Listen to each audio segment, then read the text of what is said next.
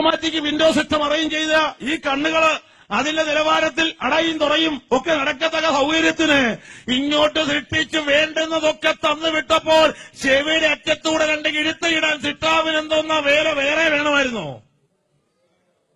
സ്വത്രം വാ വലുതാക്കി ആരെങ്കിലും ഇതിനകത്ത് ഇരിപ്പുണ്ടോ?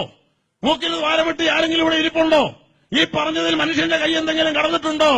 ജീവനും ഭക്തിക്കും വേണ്ടുന്നതെല്ലാം ദാനം ചെയ്ത ദൈവം തന്നതിന്റെ അപ്പുറത്ത് കിഴിച്ചും കുഴിച്ചു വിടുവാൻ നീ പോകരുത്.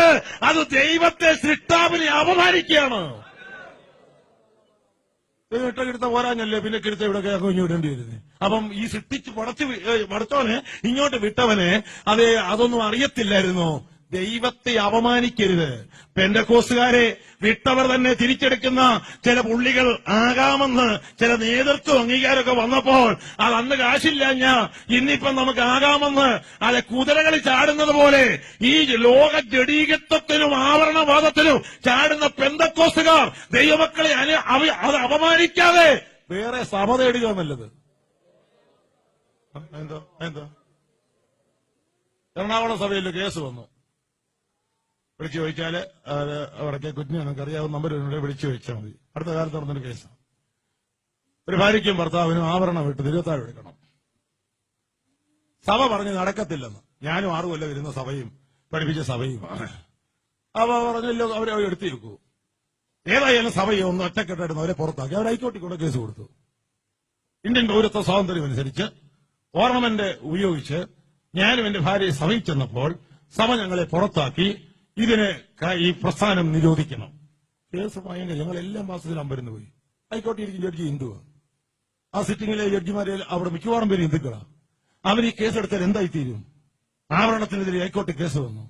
വ്യക്തമായി ഞാൻ പറയാം, പകർപ്പണമെങ്കിൽ ഇന്ന് നിങ്ങൾക്ക് എടുക്കാം, കുഴപ്പമില്ല.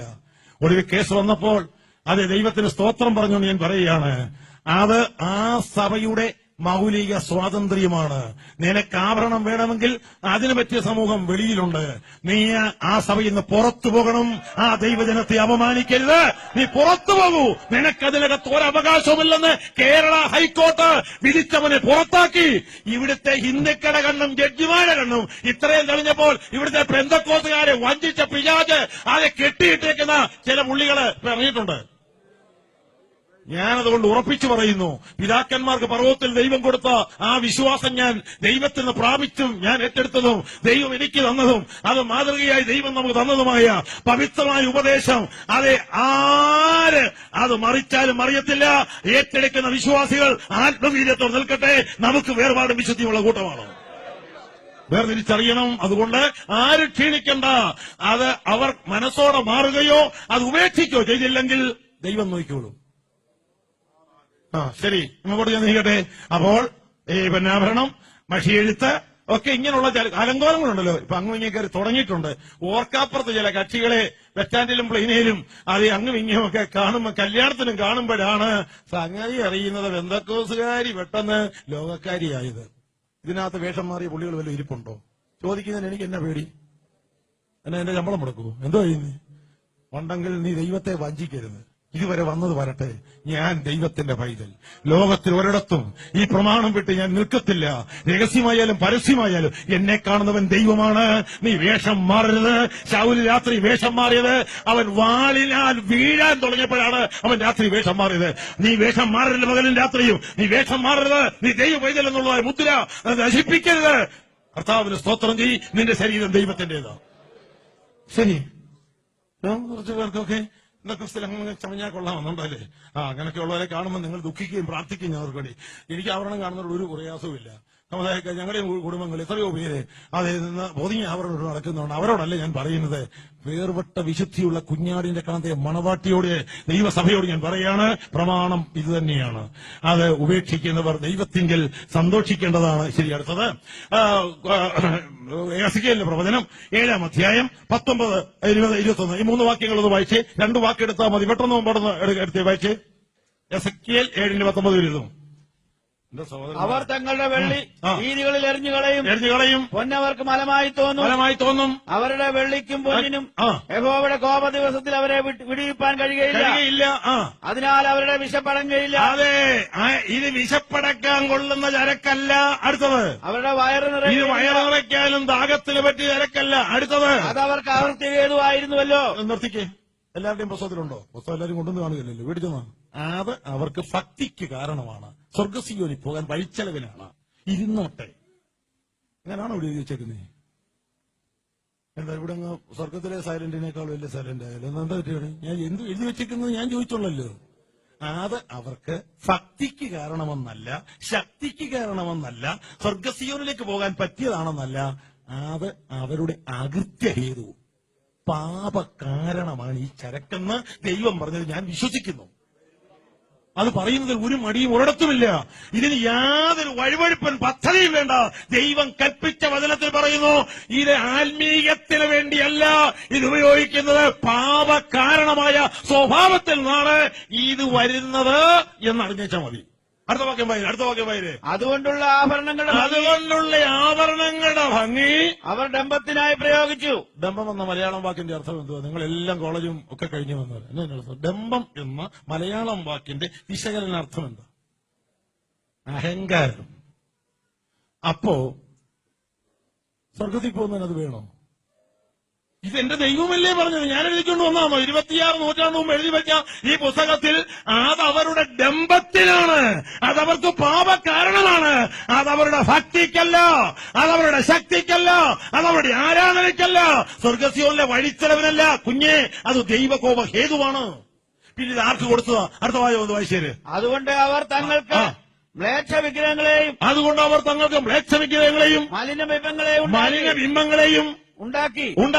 ആകയാൽ ഞാനതവർക്ക് മലമാക്കിയിരിക്കുന്നു. അതിന് വാല്യൂ എന്താ? താരതമ്യം മലമെന്നാ കൊടുത്തേക്കുന്നത്. അടുത്ത വാക്ക്, ഞാനത് അന്യന്മാരുടെ കയ്യിൽ കവർച്ചയായും ഭൂമിയിലെ ദുഷ്ടന്മാർക്ക് കൊള്ളയായും കൊടുക്കും. അടിവരയിട്ട് സൂക്ഷിക്കും. എന്തോ ഇതിനാണിത്? ഇത് ആർക്കാ ഇപ്പൊ കൊടുത്തിരിക്കുന്നത്? ഒന്ന് വായിച്ചു നോക്ക്. ഭൂമിയിലെ ദുഷ്ടന്മാർക്ക്. ഒന്ന് വായിക്കും. അന്യന്മാരുടെ കയ്യിൽ അന്യന്മാരുടെന്ന് പറഞ്ഞാൽ സഭയ്ക്ക് വെളിയിൽ വിശുദ്ധന്മാരുടെ ഗണത്തിൽപ്പെടുന്ന അന്യന്മാർ. നാം ഇപ്പോൾ അന്യന്മാരും പരദേശികളുമല്ല, ദൈവത്തിന് സഹപൗരന്മാരും വിശുദ്ധന്മാരുമാണ്. എന്നാൽ സഹപൗരന്മാരും വിശുദ്ധന്മാർക്കുമല്ല, അല്ലാത്ത അന്യന്മാർക്ക്, പിന്നെ ഭൂമിയിലെ ദുഷ്ടന്മാർക്ക് കൊള്ളയ്ക്ക് പറ്റിയതാണ്. ഇത് ഭക്തിക്ക് പറ്റിയതല്ല, ഇത് കൊള്ളയ്ക്കും അത് ദുഷ്ടന്മാർക്കും കൊടുത്തത്. ഭക്തന്മാരെടുക്കരുത്. എന്താ സഹോദരൻ പറയാ? ഇത്ര ചക്രീകളോ? വിശ്വസിക്കുന്നവര് ശക്തിയോട് സഹോദരൻ പറഞ്ഞു. വിശ്വസിക്കുന്നവർ മതി. സഹോദരം ആർക്കുള്ളതാ ഇത്? അക്രമത്തെ കുറിച്ചൊന്നും വ്യക്തമായ ഉപദേശമൊന്നുമില്ല. അത് കൂത്താടാമെന്നാ പലരുടെ അഭിപ്രായം. ഇല്ല, ഞാൻ വ്യക്തമായ ഉപദേശം ഉണ്ടെന്ന് വിശ്വസിക്കുന്നയാൾ. ദൈവം തന്നെ ജനവുമായി കൂട്ടായ്മ തുടങ്ങിയപ്പോൾ ആദ്യം പറഞ്ഞ കാര്യം ഇനി ഇതിട്ടുള്ള കൂട്ടായ്മ വേണ്ടെന്നാ. വാക്യം വായിച്ചു തരാം. ഇതിനെ വിഷമിക്കുന്നേ. 2-ാം അധ്യായത്തിൽ പ്രവൃത്തി പുസ്തകത്തിൽ സഭ സ്ഥാപിച്ചു. 3-ാം അധ്യായത്തിൽ സുവിശേഷ വേല തുടങ്ങി. പത്രോസും യോഹന്നാനും കൂടെ അങ്ങോട്ട് ഇറങ്ങിപ്പോയപ്പോൾ ആ ഒന്നരം ദൈവാലയ ഗോപുരത്തിൽ ഇരിക്കുന്ന ഉടനെ അച്ഛാ വല്ലതും തന്നേച്ചു പോകണമെന്ന് പറഞ്ഞു. 2 പോക്കറ്റിലും കൈ ഇട്ടപ്പോ ഒന്നുമില്ല. എടാ ഞാൻ ഒന്നുമില്ലല്ലോ കയ്യില്, ഒരു വീസ കിട്ടിയിട്ടുണ്ട്, പോയേച്ച് വരുമ്പോ നിനക്ക് എന്നൊക്കെയാ വേണ്ടി? തരാമെന്നല്ലേ പറഞ്ഞത്. അതിന് വീസായും പീസായും ഒന്നും വേണ്ട. അവിടെ പറഞ്ഞ വാക്ക് 2 കൈയും ഉയർത്തി പറഞ്ഞതാണ്, പൊന്നും വെള്ളിയും ഞങ്ങൾക്കില്ല. ഇന്നലെയാണ് ആ മാർഗം ഉണ്ടായത്. ഇന്നത് പ്രഖ്യാപിക്കുന്ന ഉപദേശമാണ്, പൊന്നും വെള്ളിയും ഞങ്ങൾക്കില്ല, ഞങ്ങൾക്കുള്ളത് നിനക്ക് തരാം. പെന്തക്കോസ്ത് മാർഗമേ പൊന്നും വെള്ളിയും ഇല്ലെന്ന് വിളംബരം ചെയ്ത് തുടങ്ങിയ സഭ ഇത് വലിച്ചു കയറ്റരുത്. വിശുദ്ധന്മാർക്ക് ഒരിക്കലും അനുമേൽപ്പിക്കപ്പെട്ട അതിവിശുദ്ധ വിശ്വാസ വ്യവസ്ഥയുടെ വേർപാട് അരക്കിട്ടുറപ്പിച്ച് ഓരോ സ്ത്രീയും പുരുഷനും നിൽക്കണം. അടുത്ത തലമുറയെ അതിന് വളർത്തിയെടുക്കണം. സ്തോത്രം. ചക്രവാക്ക് മുഖസ്തുതിയും വഞ്ചനയും കൊണ്ട് നിങ്ങളെ വഞ്ചിക്കുന്നവരെ അത് നിങ്ങളെ നരകക്കണി കൊടുക്കാനാണ് വരുന്നതെന്ന് നിങ്ങൾ അറിയാതിരിക്കരുത്. ദൈവത്തിന്റെ ഉപദേശം കലർപ്പില്ലാത്ത പരിശുദ്ധ ഉപദേശമാണ്. ഞാൻ കൂട്ടിച്ചേർപ്പൊന്നും നടത്തിയിട്ടില്ല. പാണ്ഡിത്യമുള്ള ദേവദാസന്മാരൊക്കെ എന്റെ പുറകിലും മുമ്പിലൊക്കെ ഇരിപ്പുണ്ട്. അപ്പൊ എന്തായി പറഞ്ഞതെന്ന് മനസ്സിലായോ? ഇത് നമുക്കുള്ളതല്ല. ഇത് ലോകത്തിലെ എത്ര ലക്ഷം ആൾക്കാരുടെ കഴുത്താണ് ഇവരെ അറുത്ത് മാറ്റുന്ന, കൈയറുത്ത് മാറ്റുന്നു എന്ന് ഇതിന്റെ കവർച്ചക്കാർക്ക്, ഇതിടാത്തവന്റെ വീട്ടിൽ സ്വർഗത്തിൽ പോയില്ലേലും സമാധാനമായിട്ട് കിടന്നുറങ്ങാം. ഇവിടെ അത്രയേലും ഗുണമുണ്ടല്ലോ. സ്തോത്രം. സ്വർഗത്തിൽ പോണി ആഭരണം ഇടായിരുന്ന പറ്റിയില്ല, ജീവിച്ചേലേ ഒക്കത്തുള്ളൂ. അതുകൊണ്ട് ഇതതിന്റെ എല്ലാ ഏക ഉപാധിയായിട്ടൊന്നും എടുക്കരുത്. ജീവിക്കുന്നവർ അതേപോലെ ഒരുങ്ങുന്നവർ വിടേണ്ടതും വെറുക്കേണ്ടതുമായ കാര്യങ്ങളെക്കുറിച്ച് പറയുന്നുവെന്നേ ഉള്ളൂ. അതുകൊണ്ട് ദൈവം തന്നെ ജനവുമായി കൂട്ടായ്മ തുടങ്ങിയപ്പോൾ അവരുടെ ഇടയിൽ നടക്കുന്ന ഒരു തടസ്സമായ ചരക്ക്, അതെ ഭക്ഷണം കഴിക്കല്ലേ, തുണി ഉടുക്കരുത്, ചെരുപ്പിടരുതെന്നും പറഞ്ഞല്ല തുടങ്ങിയത്. ചെരുപ്പ് ഊരിക്കളയാൻ പറഞ്ഞില്ല. പിന്നെ അവർക്ക് തലപ്പാവുള്ളവരെ തലപ്പാവ് എടുക്കാൻ പറഞ്ഞില്ല. ആ വേഷവിധാനങ്ങളിൽ കുറവ് വരുത്താൻ പറഞ്ഞില്ല. പിന്നെ വേണ്ടാന്ന് ദൈവം പറഞ്ഞത് എന്താണെന്നറിയാമോ? ഭക്ഷണം കഴിക്കേണ്ട, വെള്ളം കുടിക്കേണ്ടെന്നൊന്നും അല്ല പറഞ്ഞത്. അത് നിങ്ങൾക്ക് മനസ്സിലാകുമോ? മനസ്സിലാകുന്ന ഭാഷയിൽ പറയാം. പുറപ്പാട് പുസ്തകത്തിന്റെ 33 അധ്യായത്തിന്റെ 3 മുതലുള്ള വാക്യം 1-2 വാക്യം ഒന്ന് വായിച്ചേ. പുറപ്പാട് 33 അത് ദൈവം നേരിട്ട് സീനായിൽ കൽപ്പിച്ച് മോശ മുഖാന്തരം പാളയത്തിൽ പ്രസിദ്ധം ചെയ്ത ഉപദേശം എനിക്ക് നിങ്ങളോട് പറയുന്നതിന് സന്തോഷിക്കേണ്ട കാര്യമല്ലേ ഉള്ളൂ.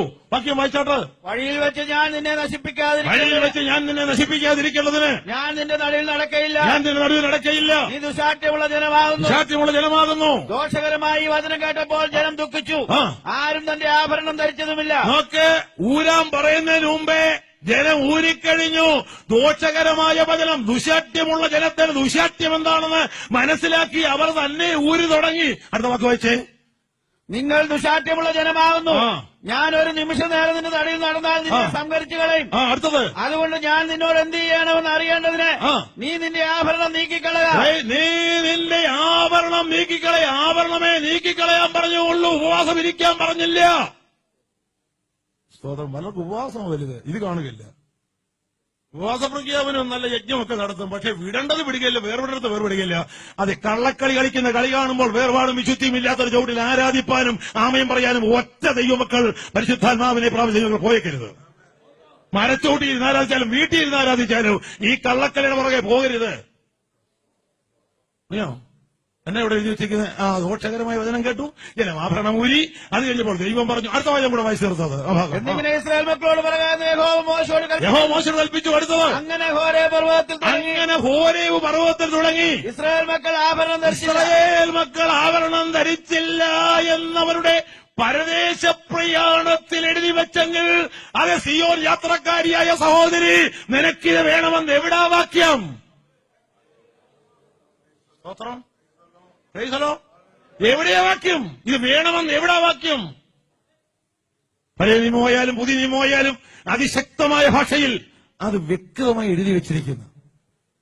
യോബിന്റെ പുസ്തകത്തിൽ 4000 കൊല്ലം മുമ്പുള്ള 21-22 മുതലുള്ള വാക്യം ഒന്ന് വായിച്ചേ.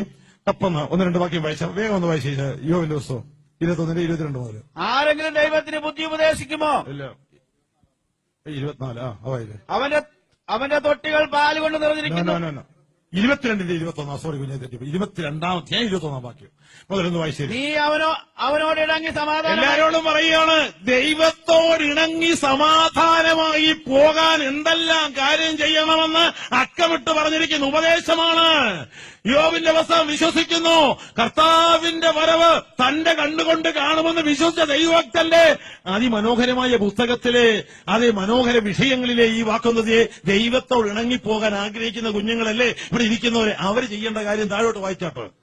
അതിനാൽ നിനക്ക് നന്മ വരും. അതിനാൽ നിനക്ക് ദോഷമൊന്നും വരികയല്ല, നന്മയെ വരത്തുള്ളൂ. അടുത്തത്. അവന്റെ വായിൽ നിന്ന് ഉപദേശം കേൾക്കുക. അടുത്തത്. അവന്റെ വചനങ്ങളെ നിന്റെ ഹൃദയത്തിൽ സംഗ്രഹിക്കുക. അവന്റെ വചനത്തെ നിന്റെ ഹൃദയത്തിൽ സംഗ്രഹിക്കുക. അടുത്തത്. സർവശക്തങ്ങളിലേക്ക് തിരിഞ്ഞാൽ നീ അഭിവൃദ്ധി പ്രാപിക്കും. ദൈവകുഞ്ഞുങ്ങളെ നിങ്ങൾ ആരും തരം താഴുകയില്ല. സർവശക്തങ്ങളിലേക്ക് തിരിഞ്ഞവർ, അഭിവൃദ്ധി പ്രാപിച്ചവർ കരമുയർത്തി സ്തോത്രം ചെയ്ത് ദൈവത്തിലേക്ക് അഭിവൃദ്ധി പ്രാപിച്ചവർ ദൈവത്തെ സ്തുതിച്ചേ മനസ്സോടെ. അടുത്ത വാക്കൊന്ന് വായിച്ചേ. നീതികേട് നിന്റെ കൂടാരങ്ങളിൽ നിന്ന് അകറ്റിക്കളക. നിന്റെ പൊന്നു പൊടിയിലും തോട്ടിലെ കല്ലിനിടയിൽ വിട്ടുകളക. നിന്റെ പൊന്ന് സൈവിലും ബാക്കി വെട്ടിക്കാത്ത മിച്ചമുള്ളത് കടിച്ചാലും വെട്ടിക്കാനല്ലേ പറഞ്ഞേ? നിന്റെ പൊന്നു പൊടിയിൽ, നിന്റെ ഓവർത്തങ്കം തോട്ടിലെ കല്ലുകൾക്കിടയിൽ. അപ്പോൾ മുതൽ മുടക്കിയവനെ പ്രയാസം വരികയുള്ളൂ. എനിക്ക് പറയാമെന്ന് നിങ്ങൾ പറയും, പക്ഷെ ഞാൻ പറയുന്നതല്ല, പുസ്തകത്തിലെ ബാക്കി വരുതെന്ന് വായിച്ചെന്നേ ഉള്ളൂ. ഇതിനല്ല വില, കൽപ്പനയ്ക്കാ വില. ഈ പൊന്നിനും വെള്ളിക്കും അല്ല വില. നീ ദൈവശബ്ദം കേട്ട് അനുസരിക്കുന്നതിനാണ് നിനക്ക് വിലയുള്ളത്. ദേഹവും ദേഹിയും ആത്മാവും ദൈവത്തിന്റേതാണെങ്കിൽ നീ ദൈവത്തെ അനുസരിക്കുവാൻ പ്രമാണം ഉപേക്ഷിക്കാതെ അനുസരിച്ചിരിക്കണം. അടുത്ത വാക്കൊന്ന് വായിച്ചേ. അപ്പോൾ സർവശക്തൻ നിന്റെ പൊന്നും ആ. നിനക്ക് വെള്ളിവാളവുമായിരിക്കും. എപ്പോള് കണ്ണുള്ളവർ നോക്കിയൊന്ന് വായിച്ചേ. എപ്പോഴാ എന്തൊക്കെ ചെയ്യുമ്പോഴാണ് സർവശക്തൻ നിനക്ക് പൊന്നും വെള്ളിവാളവുമാകുന്നത്? നിന്റെ പൊന്നുപൊടിയിലും നിന്റെ ഓവർത്തങ്കം തോട്ടിലെ കല്ലുകൾക്കിടയിലും വലിച്ചെറിഞ്ഞ് നീ അതിനോട് വേർപെട്ട് ദൈവത്തിന് പ്രമാണം നിൽക്കുമ്പോൾ സർവശക്തൻ നിനക്ക് പൊന്നു നിന്റെ വെള്ളി വളവുമാണ്. അതാകണമെങ്കിൽ ഇത് ഉപേക്ഷിച്ചേ പറ്റത്തുള്ളൂ. പൂച്ചുകളി കള്ളക്കളി ഒന്നും നടക്കത്തില്ല. വേദപുസ്തകം അത് അനുവദിക്കുന്നില്ല. സ്തോത്രം. പ്രൈസ് അനുവദിക്കുന്നില്ല. ഇത് പിന്നെ എന്നെ എഴുതി വെച്ചിരിക്കുന്നത്. അടുത്ത വാചകം ഒന്ന് വായിച്ചു. നേരം പോരാത്തോണ്ടാ ഞാൻ ഓടിപ്പോകുന്നു. അടുത്ത വാചകം വായിച്ചേ. അന്ന് നീ സർവശക്തനെ പ്രബോധിക്കും. അങ്ങനെ വന്നെങ്കില് ചുമ്മാ കൊട്ട് നിർത്തിയേച്ച് വെറുംചാട്ടം നിർത്തിയേച്ച് ആത്മാവിൽ ആടിപ്പാടി ആനന്ദിക്കണമെങ്കിൽ കളയേണ്ടത് കളഞ്ഞ് വിടേണ്ടത് വിട്ട് അത് നേരെ വരുമ്പോൾ സർവശക്തനിൽ ആനന്ദിക്കും.